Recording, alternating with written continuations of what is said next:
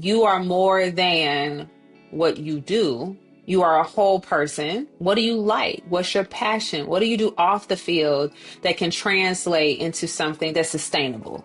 Welcome to Hope Starts With Us, a podcast by NAMI, the National Alliance on Mental Illness. I'm Dan Gillison, NAMI CEO.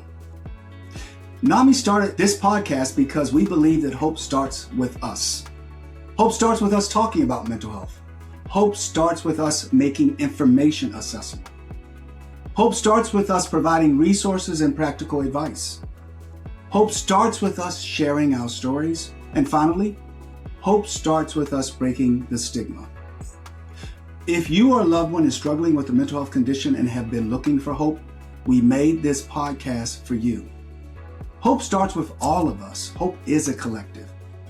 We hope that each episode with each conversation brings you into that collective so you know that you are not alone. We are so fortunate to have this guest today with us, Tenisha Patterson Brown, a business and legal consultant, an entrepreneur, owner of a tropical smoothie franchise and true vegan creamery, co-author of multiple books, philanthropist, executive director of Everett Brown Bag Foundation, and now president of Off the Field NFL Wives Association. NAMI's new year-long partnership with Off the Field NFL Wives Association to raise mental health awareness kicked off partnership leading up to the big game in San Francisco. The kickoff included the Legacy and Lights Awards brunch featuring a mental health panel and the 25th annual Off the Field Super Bowl charity fashion show, sponsored by Friends of NAMI and Lululemon, plus appearances on Radio Row discussing the importance of mental health awareness with television, radio, and podcast personalities and hosts. Tenisha, thank you so much for joining our podcast. And would you tell our listeners a little bit about Tenisha and what led you to becoming a mental health advocate and leader of Off the Field NFL Wives Association? Thank you so much for having me. It is a pleasure. It is an honor. This means so much for me and my family, and then also the NFL families that I serve. Being a part of the NFL family, it's a unique group, and being a pro athlete's wife, it's a unique position. And when I say that there's a position of privilege, but there's also a position of responsibility. We have a lot of people that follow us, who listen to what we are, what we recommend and what we do, but also who watch us and want to see us as human beings. And so for me, one of the biggest things that I push forward and why I really wanted to lead Off the Field, one, because I recognized there was a gap in what we needed, and also elevating our members. We are caregivers, we are mothers, we are wives, we are daughters, we are lawyers, we are doctors, all the things, and managing all of this while managing our own wellness. And so for me, looking at mental health and looking at the whole person and the holistic energy of the NFL family dynamic from the husband and the wife and also the children, this having a mental health partner was just so important. We've seen so many instances where mental health is the afterthought. It's always about the physical, right? The training, the nutrition.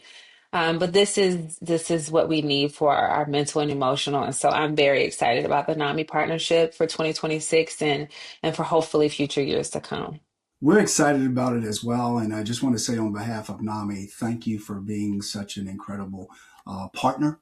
And we're extremely excited about collaborating with you. We understand the role of not only being a caregiver, but not getting lost in as the significant partner of a professional athlete.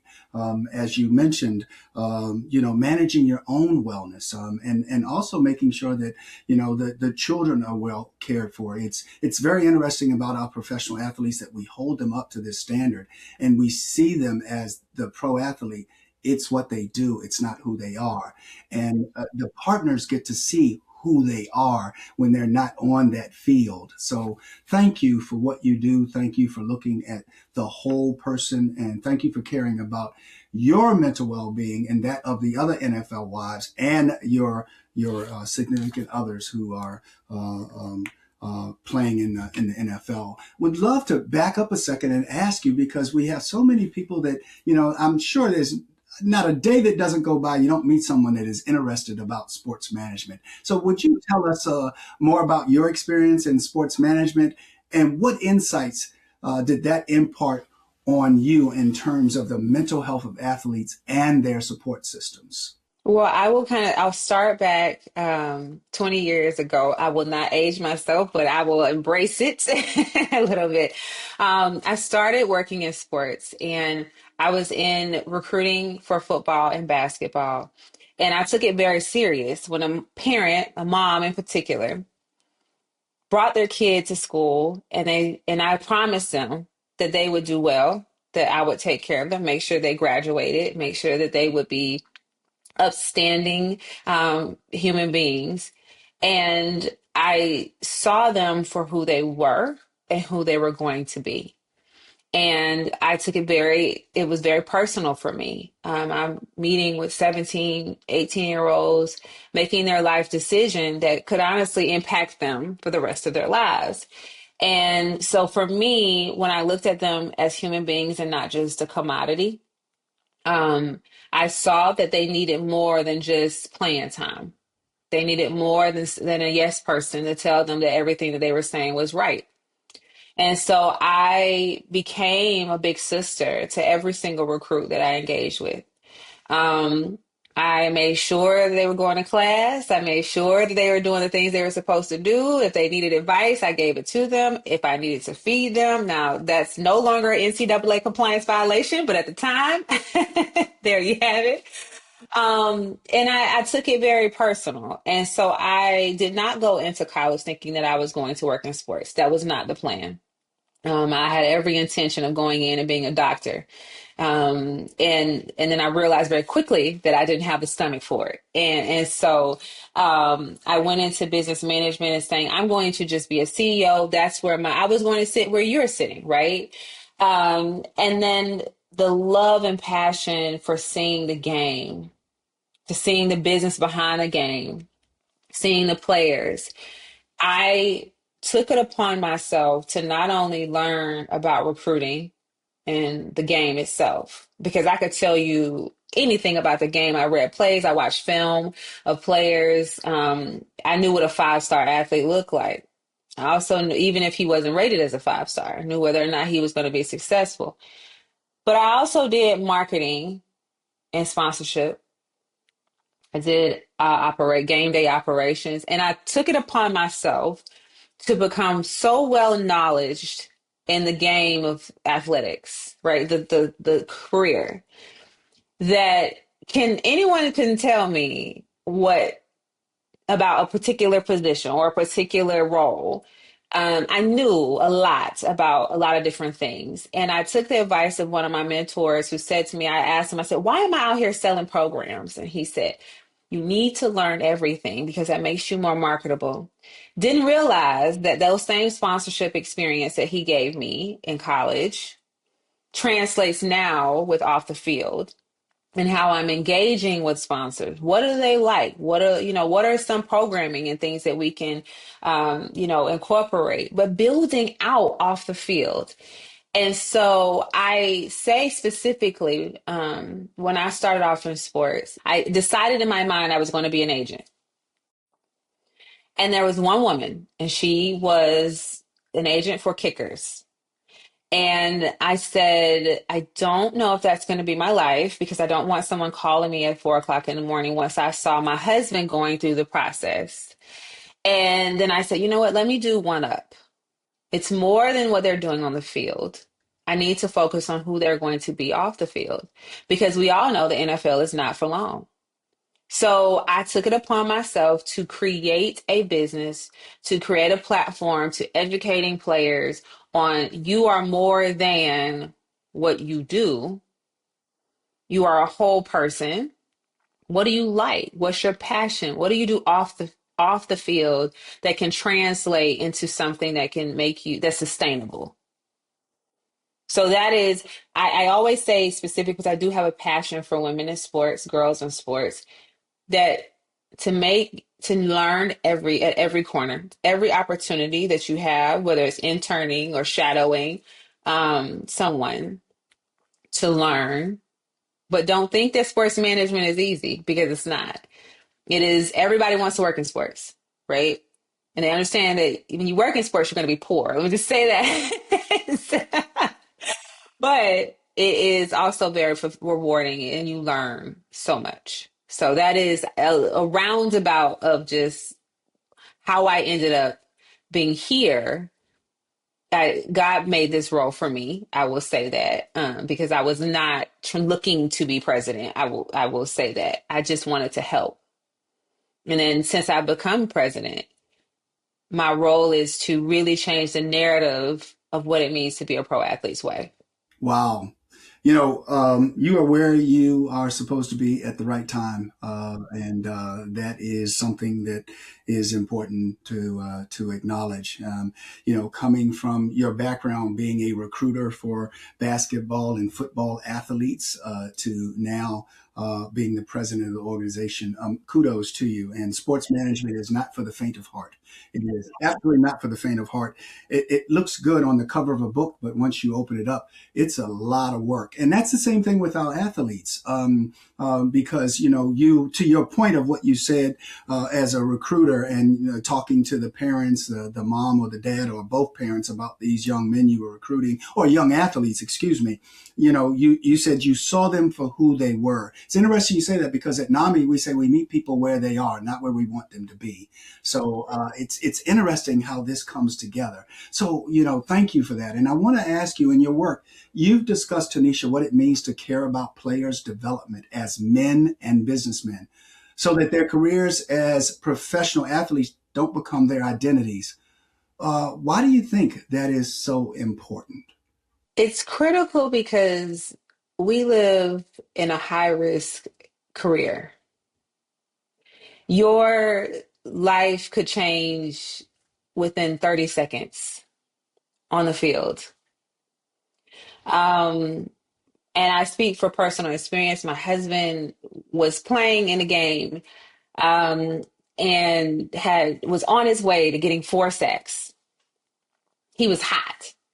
He hits the player, immediately dislocates his wrist. He is out for the season. Completely changed the trajectory of his entire career. And so understanding fundamentally, and I saw that also in college, where you had these 5-star recruits come in and they're supposed to be all the things. And one moment, one choice, minutes in time change their entire lives. And so every client that I work with, I operate in a space of whatever I know, you will know. I have no fear of you replacing me because it's not the knowledge that you are paying for. It is the relationship. It's the encouragement. It's the growth. It's the support because every day my main focus is speaking life into anybody that I engage with because I feel like that is my ministry. But when I educate my clients, I always say to them, I don't want you to go into a room, into a business meeting because you have all the money and don't know what is happening in the meeting. Don't sit back and let someone speak for you. You need to be able to know what they're talking about, who they're talking about, what's going on, because it's not beneficial to you in the long run to be oblivious to what's happening. So I take the time. I break it down. I don't speak legalese to them. I break it down and I say, here is a strategy based off of what you want to do.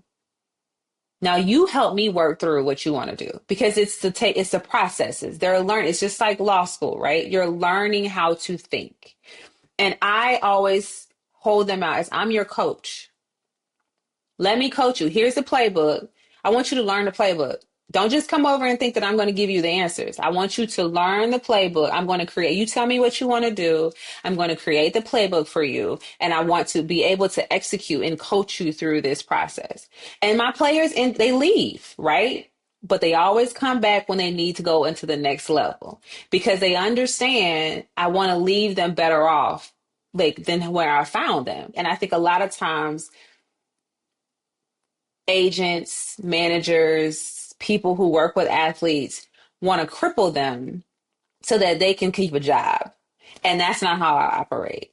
You're trying to really be very transparent and also be able to build their competency so they can go in that room feeling very comfortable and knowledgeable and not just a postage stamp. That's really cool. Thank you for sharing that and your intentionality in that. And I wanted to take you into the mental piece for a second. And family members are often on the front lines of supporting a loved one's mental health. I mean, they're clearly on the front lines. The new NAMI Family Caregiver Helpline was created exactly for that reason. For NFL wives, supporting their husband's mental health can require resilience and strength in the face of challenging transitions and high pressure moments. Kind of like when you were mentioning your husband and this unexpected wrist injury that changed the trajectory of his year. I mean, he's getting sacks, he's getting the numbers, he's getting the stats, and then all of a sudden there's this challenging transition. What advice do you have for other NFL wives or even for our listeners at home who may be caregivers for someone in their own family? I always use I have an analogy that I use that kind of helps people process like where when you see them. And I always compare athletes to superheroes, right? In particular, Iron Man. And I say this, I'm a Marvel fan, so let me just throw that out there. And I say that for a reason. Iron Man, if anybody who's familiar with him, has this his suit that he wears. And that suit and that protective armor makes him larger than life. Fans love him. They see him. Oh my gosh, they're over the moon. No one can touch him, right? If you compare it when he takes off that suit, he is a very sensitive man, complex man that has all of these things, right? It's he's living with and grappling with. And it's the same with players. On game day, they put on the armor. They are about 2 to 3 inches taller once they put their cleats on, right? They weigh a lot more. They have this armor, these helmets, the lights, all the things that make them superheroes, the fans hyping them up, and they become these characters that they are in this role for years, decades, even if for those who have started playing when they were children. They take it off or it's taken away from them because they retire or they have a season injury, a career ending injury, or whatever the thing may be. And they don't know how to find themselves in between. And then you as wives, depending on the season in which you came into their lives or even, family members, right? You don't know how they're going to respond because this has been their identity for so long. So then now you are hit with this person is really a different person. They are settling into who they are outside of the sport. And it happens across every sport, I will say. But my advice to them is to be patient, to not compare your person, right, to someone else, to understand that it is a journey, right? That they're in a transformation like a butterfly, right? Because that's all they've known. But also having clear boundaries and understanding the need to seek help. It's okay if you cannot do it alone. Don't ignore the signs of depression because what I've seen, and I'm not a clinician, but what I've seen is that the transition is very difficult, not just for the players. And even if you're going from team to team, it doesn't matter. It is for the families, it's the children, it's the wives, to just be patient and be okay with seeking help and find that sisterhood. And that's why off the field is so important.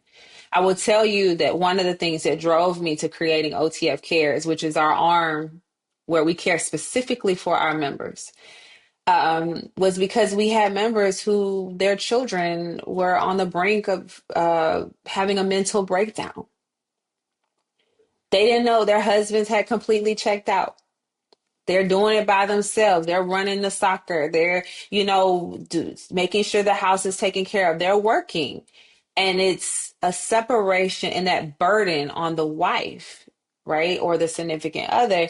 And the care is always geared towards the men and never at the women. And so understanding that we had to do something about it. And that's why we created OTF Cares. And so that's where we pour into our members. We have, one of our director of OTF Cares actually worked with NAMI before, in her previous time. And she takes the calls and she walks them through and she serves as a support for our members to help them through the process. But I would say lean in on your sisters because we are here. And also the resources that we now have available. Thanks to you all for really being able to provide those things for when we didn't have an option to call. Now we have that option. Well, we are so appreciative. And you mentioned OTF Cares. And thank you for that because it is about community. It is about caring. We say something at NAMI. People don't care how much you know until they know how much you care. So thank you for setting that up. And as we're talking, having this conversation, it brings to mind that, that NFL athlete, it's not just what they do, it is who they are because, everywhere, no matter whether they move teams or not, to your point, they're still, recognized as a NFL football player. And many times they're recognized in public, even when they're out with their families. And and it becomes rote. And then all of a sudden, one day it's over. It's like, what was that? What I did, or was that who I was?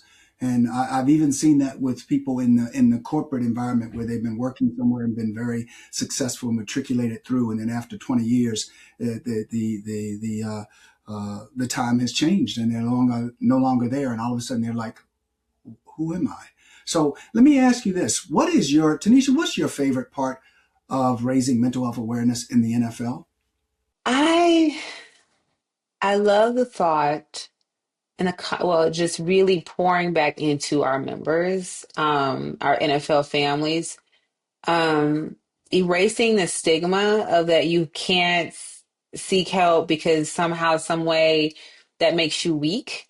Um, you are a champion if you are talking about the holistic, wellness, because that's just as important. If your mind is not right, then nothing else is going to be right. And I don't want to lose another player. I don't. And that's just the bottom line. And it pains me to see someone who is hurting so badly and people deny you are not hurting because you have all these things, right? And someone like myself who is such a high achiever, and understanding the level of excellence in which you have to operate on in order to be that type of an athlete, I understand completely how heavy that is. Um, a lot of my board members are former collegiate athletes. One of them actually was this close to the Olympic, being an Olympian. And to understand that they understand because they're married to these high level athletes, and then they were high level athletes. They went through the transition as well. This has been my identity for 15, 20 years. What am I doing? And then not only that, now my whole life is being absorbed into my spouse's life to where I'm just a wife, right? That's the narrative in which, and that's what I mean where it's going away from the just changing that narrative is because for years, I was just viewed as Ever Brown's wife, despite all of the things, right? And so for me, my favorite part is really, as I just put it all back together, is really bringing awareness, creating a shift, pushing people forward into having that holistic care and just being fully transparent. If you read any of my books, I'm an open book. I'm fully transparent about life because I think you have to be that way, in order for people to fully grow and understand who you are. And it helps so many people. So I am going to speak about it. I'm going to encourage people to make it a part of your whole wellness. When you talk about self-care, that's should be on the top three, if not the first. Self-care. Yep. Yep. So I wanted to ask you something else. And we have a couple of retired NFL players that are ambassadors. I was on Radio Row one year with a couple of these gentlemen. And one of the young men, and I call them young because they retired at 30, even before they turned 30. So, these are young men, and they're out of the NFL, as you mentioned, NFL not for long. So one of the questions, or one of the statements that one of the athletes made in the interview says, I want to take you back to, did you know? And there's some things that you guys don't know about the life of that NFL player. Did you know that when we go into the locker room, there's a list of guys that are coming out, if we're hurt, to try out for our position every week. They're bringing people in to try out for our position. You guys don't see that. You don't know that. And that is a stressor. That is anxiety. Yes, you have a contract, but someone is playing for you. Someone is practicing, trying out for your position every week. So I said that to say that was very revealing for me. More important, it was adding to the conversation about the anxiety and the stress of being that professional athlete. What don't people know about mental health, the lives of NFL players and their families, that you wish that the general public knew? I would say, foremost, that we are regular people. Mm, mm, It just so happens that our husbands play football that is on a national stage, mm. international stage now. But we are regular people. We have the same struggles. We are in the sandwich generation, some of us, where we're taking care of parents and taking care of children. We have issues where we struggle with creating a family, like my husband and our infertility struggles and all that. It doesn't matter. Mm-hmm. We are regular people with regular struggles. And I think sometimes and often people say, well, you have this luxury of living this way. And we do, right? And we're so grateful for the opportunity. But we're regular human beings, and we have feelings, and we have anxiety, we have stressors. And it's amplified because we're on a public space, a public platform. Yes. So it's even more. And then even as we look at our children now, we have a lot of members who their kids play collegiate sports and they're dealing with NIL and all of that. That's a whole nother level of stress where you're how do you protect your child and shield them from all of these things, but also allow them to monetize what they're doing?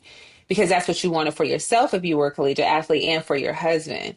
And so it's a lot. And I think just people understanding that we are just regular people. Yeah, it's real. It's real, and you're competing you're competing in your field, and competition looks different, but it's still competition, and you gotta bring your best all the time. And then what happens when you go home, and what happens when the music stops? And I was thinking about you when you mentioned that you were a recruiter for football, for basketball and football in college, and I wrote down here one of my notes, NIL, because I would believe that recruiting today would be so different with NIL. I would just venture to say that would have been such a different dynamic for you as a recruiter of young people to come to universities. I will tell you this. I have been a proponent for NIL before it was even a thing. Back when I was doing recruiting, I saw firsthand that you had players who had no food. I mean, that was literally whatever they got from the cafeteria was the food they were going to eat, and that was it. And for me, I said, how can I see these universities making billions and you have players that have no food? And that did math to me. The math was not mathing. And I was like, hey, I feel like they need to get paid. No one was listening to me at the time. However, I was a champion for NIL. Now, do I believe there needs to be some level of regulatory? I mean, that's the lawyer in me. Yes, I do think there needs to be something to balance it out, because I think the deadly combination of NIL and transfer portal leaves a lot of players like in the mix, right? And unprotected. That's a whole nother conversation that we can talk about for hours. But I think when you take it into consideration how young these players are, and this is why I bring it up when it comes to the mental health space, you have a 17-year-old going from a small town, population 300, barely making ends meet, to now that 17-year-old transcends into making $6 million a year. You are on everything. You have expectations. Your life, you can't, your every decision is made upon what's going to happen to the university level. It's a heavy, heavy load for a 17-year-old. And so for me, I think it's going to be interesting to see how the future of, these particular athletes that are coming up in the NIL world, excuse me, and the needs that they're going to have for the support and the mental health support and how we pour into them. Because I think it's going to be interesting, I should say that. And then looking at California athletes, because they're younger. You can get NIL at a very young age in California. You have some kids that are 12 years old with 100,000 followers. That's heavy. That is heavy. And That's what does that heavy. look like for them in their later years? So this is all about the full athlete, and the full family in many cases. So there's more to discuss there, more to actually build out. So this is wonderful, and I am so happy that we're having this conversation. And what we do, Tenisha, at the end is we ask each of our podcast guests one big kind of provoking question, and I'd love to ask you that question. The world can be and is a difficult place, and sometimes it can be hard to hold on to hope. That's why each episode we dedicate the last couple of minutes of our podcast to a special segment called Hold On to Hope. So here's the $1,000,000 question. What helps you, Tenisha, hold on to hope? My daughter. My daughter is the living form. I always say she is my heart and soul in living form. I always say that. My husband and I, it took us 5 years to get her. A lot of loss, um, a lot of struggles that honestly we probably needed NAMI during that time, full of transparency. Um, but when I look at her face, I recognize that there's always sunshine in the morning, and she is everything. Um, I couldn't have prayed for a better child, and so she's the best parts, I always say, of her dad and I. And so when I see, like, anytime I think that something is not, oh my gosh, it's so hard right now, but I would go through that journey a million times again to get her. Oh, congratulations! And Thank you. your journey was incredibly valuable to who you are now and who you are Absolutely. as a mom. And I would tell you that the word that I melt is when my daughter says "dad." That's just my wife always says, well, if she says it, I'm like, yeah, that's it, yeah, she says it. So I understand. So thank you for You're sharing a that. true girl's dad. I, You're a true. Straight up, no joke. So, this has been Hope Starts With Us, a podcast by NAMI, the National Alliance on Mental Illness. If you're looking for mental health resources, you're not alone. To connect with the NAMI helpline and find local resources, visit nami.org/help. Text NAMI, N-A-M-I, to 62640 or dial 800-950-NAMI 6264. Or if you are a caregiver for someone experiencing mental health conditions, the new NAMI Family Caregiver Helpline is here to support you. Connect with the NAMI Family Caregiver Helpline by dialing 1-800-950-6264 and press 4 to connect with a skilled Family Caregiver Helpline specialist. Or you can text FAMILY to 62640. Or if you're experiencing an immediate suicide, substance use, or mental health crisis, please call or text 988 to speak with a trained support specialist or visit 988lifeline.org. I'm Dan Gillison, your host. Thanks for listening, and be well.